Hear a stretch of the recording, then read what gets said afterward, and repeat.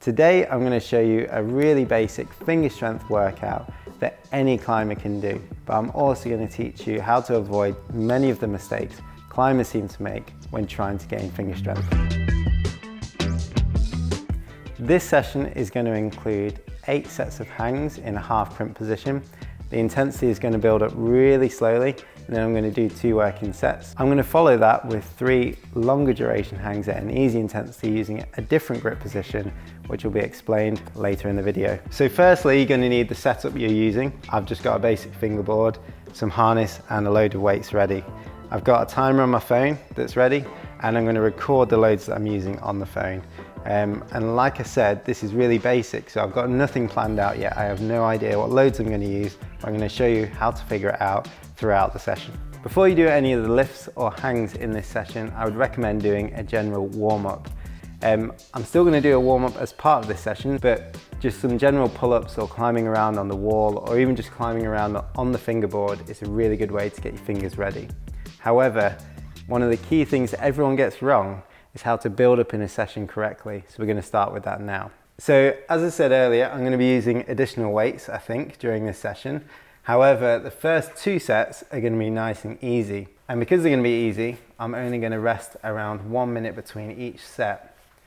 Each set lasts 10 seconds and has only 1 rep involved. So it's going to be a 10-second hang. I'm going to keep my feet on the ground, really easy, and just try and get myself nice and ready for the specific hang or exercise I'm going to do now. So time is on, and we're going to go for the hang.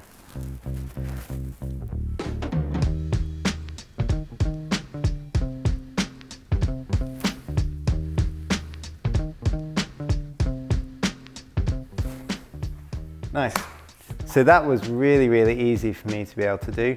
I kept my feet on the ground, and if I was giving it a number out of 10 in terms of effort, I'd probably say that's a 3 out of 10. So fingers feel a little bit creaky, to be honest. I climbed yesterday and they feel a little bit creaky in the joints and stuff, but that's absolutely fine because the intensity is so low. I'm going to have 1 minute rest and then repeat the same thing again.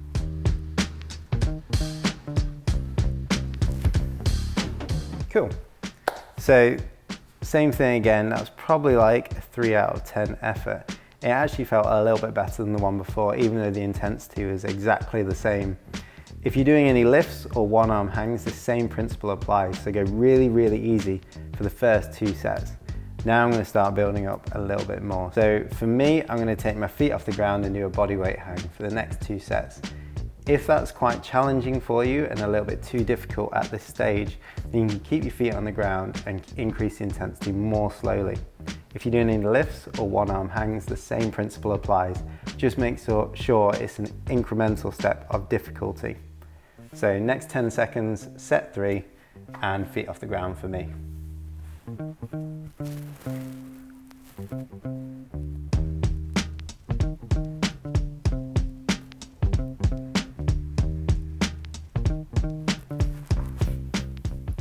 Cool, so same thing again. Actually, my fingers today are feeling a little bit cold, so they're taking a while to warm up, but that's totally fine. The intensity still means that it's nice and safe for me to do this at this stage.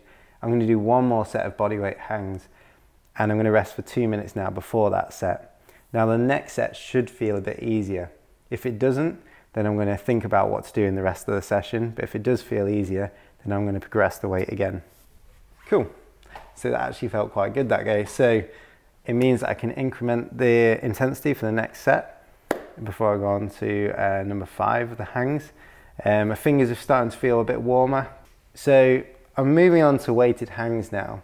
Now my maximum intensity, my max testing score, I haven't done it in a little while, so I'm not actually sure what my maximum 100% effort load is. Also, I'm not trying to reach that today, I'm just trying to reach a challenging load. A really key element and mistake that people make is they stick with a structure even when they don't quite feel right throughout the session itself. So it's worth being flexible and being able to adapt. So for the next 2 sets of hangs, I'm going to use an additional 5 kilos of load. This feels like a nice incremental gain. It doesn't feel like too much, but I'm also going to just see how I feel. If I want more time to warm up and do even more hangs, totally fine. but the idea is that I'm still just building up nice and slowly until I feel ready to do a heavier load. Cool. So that wasn't too bad. It still feels quite challenging. Like I said, for me today, I'm actually feeling like I don't want to go too high. And the idea is I was planning on reaching 8 out of 10 of effort. That for me probably feels around 5 to 6 out of 10 of effort because I'm starting to recruit my fingers. So it feels like that first set of the bodyweight hangs. And generally your sort of perception of intensity will spike up for the first of a new load and then drop back down a little bit as you start recruiting. And this kind of zigzag happens more and more as you get higher and higher towards your maximum load and the maximum training load for that session. What I'm going to do, and the mistake that I'm going to avoid, is trying to push my body too much when I'm not feeling it today. What I'm going to do instead is, rather than increase the load for the 6th set, I'm going to keep the same load again, see how my body feels, and then increase the load for the last 2 sets, depending on how I feel. Cool. So, as I guessed, that still felt relatively challenging for me. The intensity didn't drop down. It didn't feel easier by doing it twice. So it means I'm going to increment the load a little bit, but not as much as perhaps I would have done if I was feeling really good today. If that felt really easy, I would have ramped up the load quite a bit more. So what I'm going to do is add another 10 kilos on, which is still very manageable load for me from my past experience. But I think I'm only going to go to that intensity today because that's what's right for me. The last mistake that is worth discussing, and this is the one that everyone seems to make, whether you're a V5 climber or a V15 climber, is it's really, really easy to try and test yourself to your maximum load every session. I know that sounds really stupid, but it happens so much. I've done it in the past, and it's something which at the time doesn't seem like such a big deal.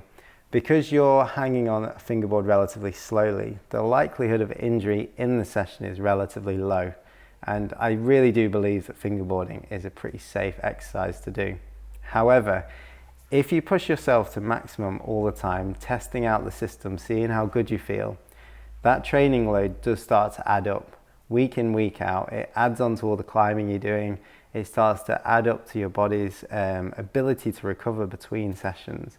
And even though you feel like you might be progressing, it usually leads to overtraining and injury further down the line. So if you can learn one thing from this, is make sure that you don't test the maximum every time.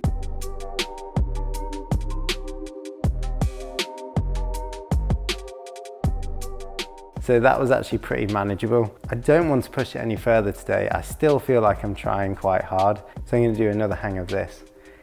If I felt like I was hanging at sort of 9 out of 10 effort, or there was creeping into being a bit maximal, you know, when you get a bit shaky, I'd have just put my feet down, finished the set there, carried on the same rest period of 3 minutes, and then reduced the weight slightly back down to probably 10 kilos, and trying to make sure that I've got that really good quality full 10 seconds of hanging, because that was the plan for today.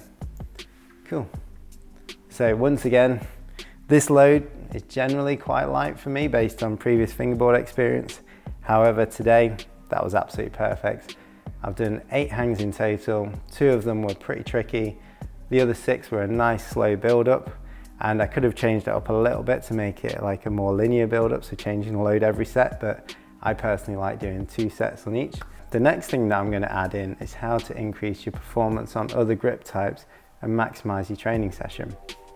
So using this half crimp in this positive grip position will get you really good at that positive grip position. However, to keep a little bit of extra health in a more open position, I'm going to do just a couple of overcoming isometrics with feet on the ground. So 20 to 30 seconds of front 3 drag, just going to hang in that position with around 2 minutes rest between each.